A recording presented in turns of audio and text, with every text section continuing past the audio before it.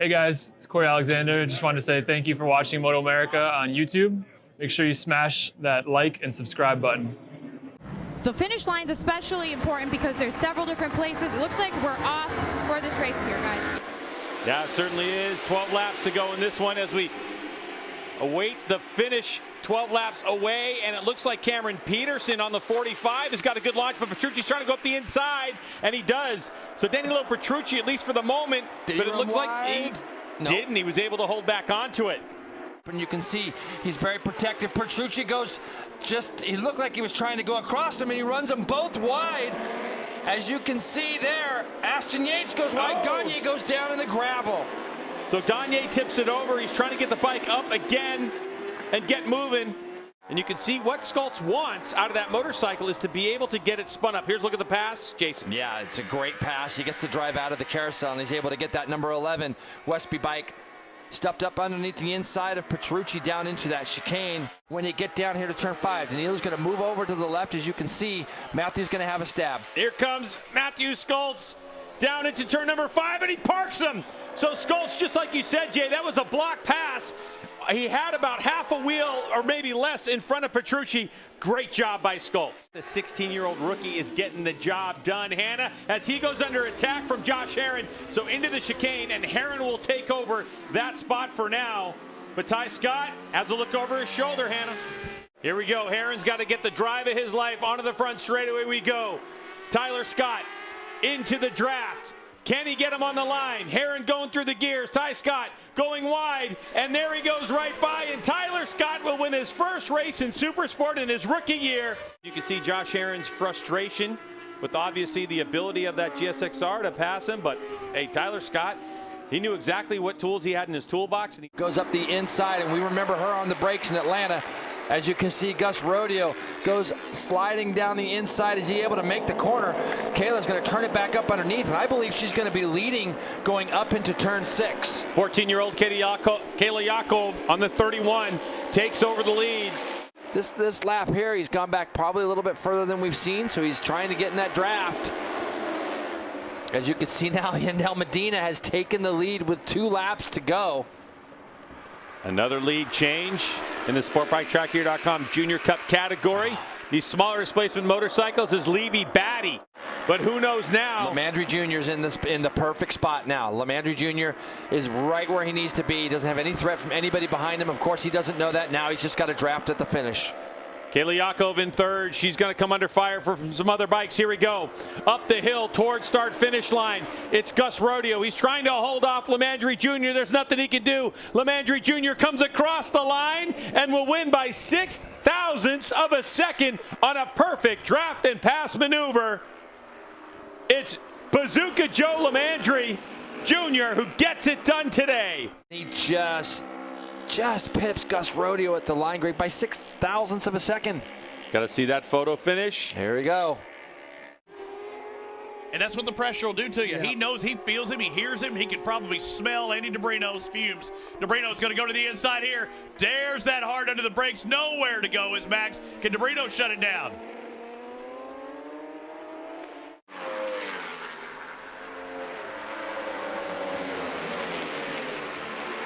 A quadrangle of Aprilias up front, and there's the Yamaha on the inside. Make that the outside heading into the turn. The 25 of Dominic Doyle showing the racecraft there. Jody Berry up there. Not only this year, but in this race also, you can tell he's got his head down now. He's starting to open that gap a little bit to Dominic Doyle. Teague Hobbs pressing really hard, backing it in, get a little squirrely. Corey Ventura taking advantage right there. Mazziato's going to get a better drive as well. Now, the other thing too, Greg, as you can see, the Yamaha gets an amazing drive out of that last corner. He pulls up alongside Petrucci and will try to make the pass down into turn 1. As Petrucci now makes the pass off PJ Jacobson, and Peterson goes under him. Wow. They're going to come to the white flag, Jason. If you're PJ, do you really show your cards right now, or do you wait as Petrucci going to the inside of the racetrack? So here goes PJ. He pulls out of the draft. He went fastest lap of the race for a moment, but then it goes to Petrucci at a 28.7. So the new leader, the number 66 of PJ Jacobson, he goes right to the apex. Doesn't give Cam Peterson an opportunity to pass.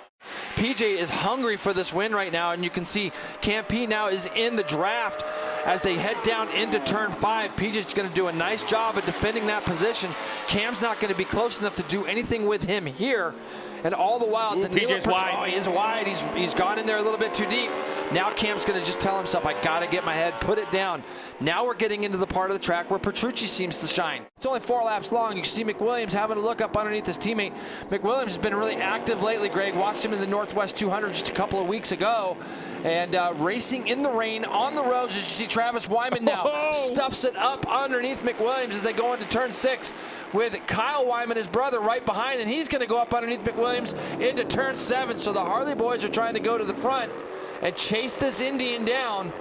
So the feel-out process has to happen really quick. You got to look at these track conditions and make up your mind what you want to do as quickly as you can. As Taylor Knapp goes stuffing it up underneath Rispoli, the 2 Vance and Hines teammates running their 5th and 6th. We have 2 Indians, 2 factory Harleys, and 2 Vance and Hines Harley Davidsons breaking away. You can see the wet patches still, Greg, as they head down towards Canada Corner.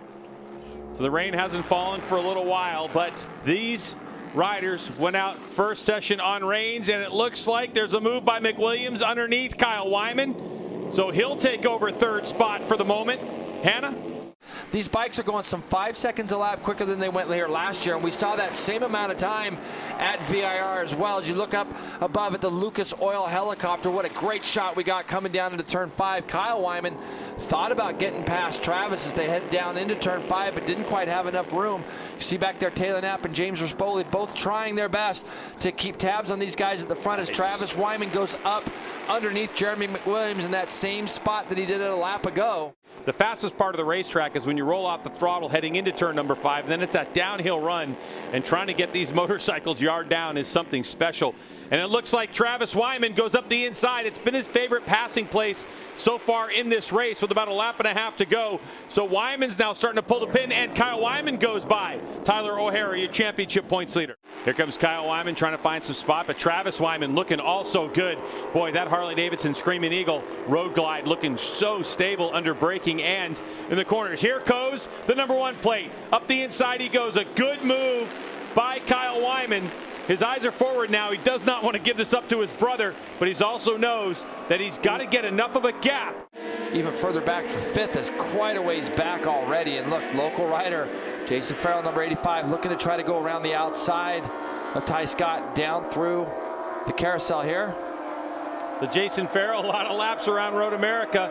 He's got that 85 dialed in, that Kawasaki, and he's looking to try to take the lead. No, Josh Harrod's got Vision Wheel Import Star Suzuki Sam Lockoff in the pits. Something not going right for him. Here comes Yakov. She is in the tuck. This is to the checkered flag. Wyman's in a really good position. Here comes Lamandry Jr. though. He's trying to hold Wyman back as they come to the line. Wyman's got a good run at it. As they go to the stripe, Wyman's by. And here comes Lamandry Jr. But it's going to be Cody Wyman, Lamandry Jr. and Kayla Yakov. 1, 2, 3. Wow.